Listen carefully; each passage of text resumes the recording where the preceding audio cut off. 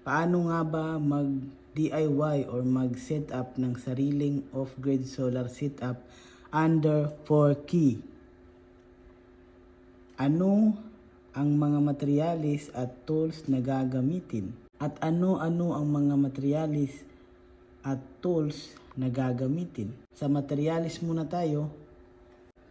Ang una sa ating listahan ay walang iba kundi ang una sa listahan natin guys ay ang solar panel na nagkakahalaga ng 1,960 para sa 100 watts, 12 volts. At pangalawa naman sa ating listahan ay ang MPPT Solar Charge Controller. Ito yun. MPPT Solar Charge Controller.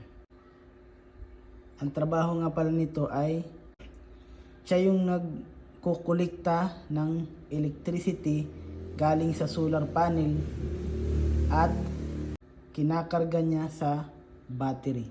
At the same time, pag fully charged na yung battery, dinidisconnect niya naman agad. At ito ay nakaset sa 14 volts.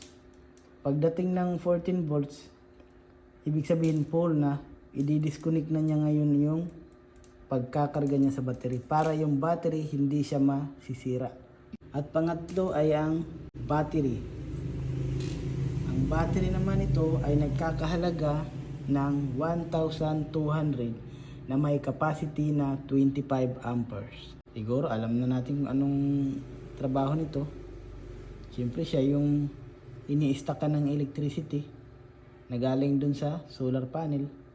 Ang pang-apat naman na kailangan natin ay walang iba kundi ang inverter.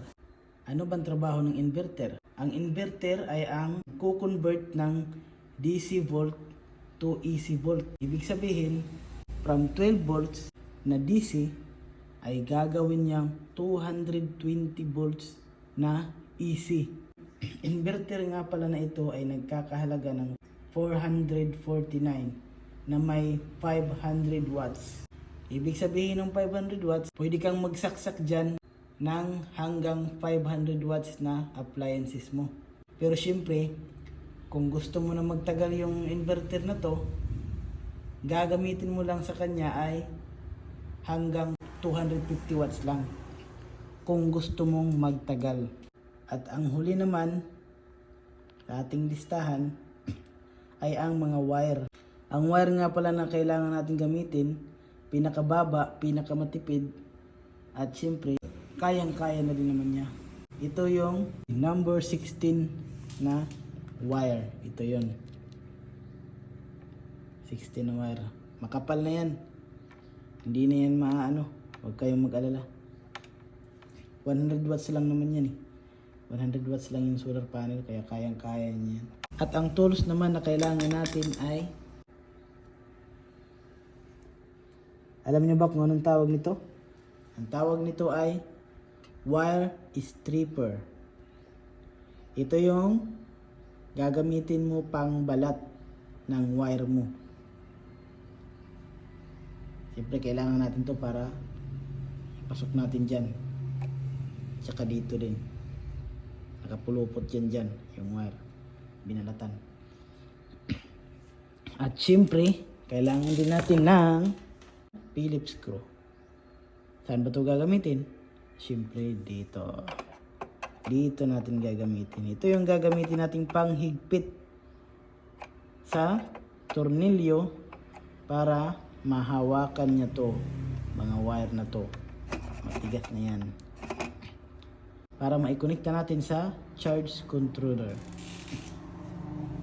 Ganun lang kadali guys. Napakadali lang. Pagkatapos mo maikonekta to, ibilad mo lang sa araw yung solar panel.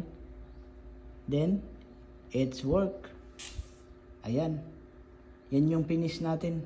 Finish setup natin. Maraming salamat guys. At siya nga pala, bago tayo magtapos, mayroon akong parapol nga pala. Ito. Solar ceiling light.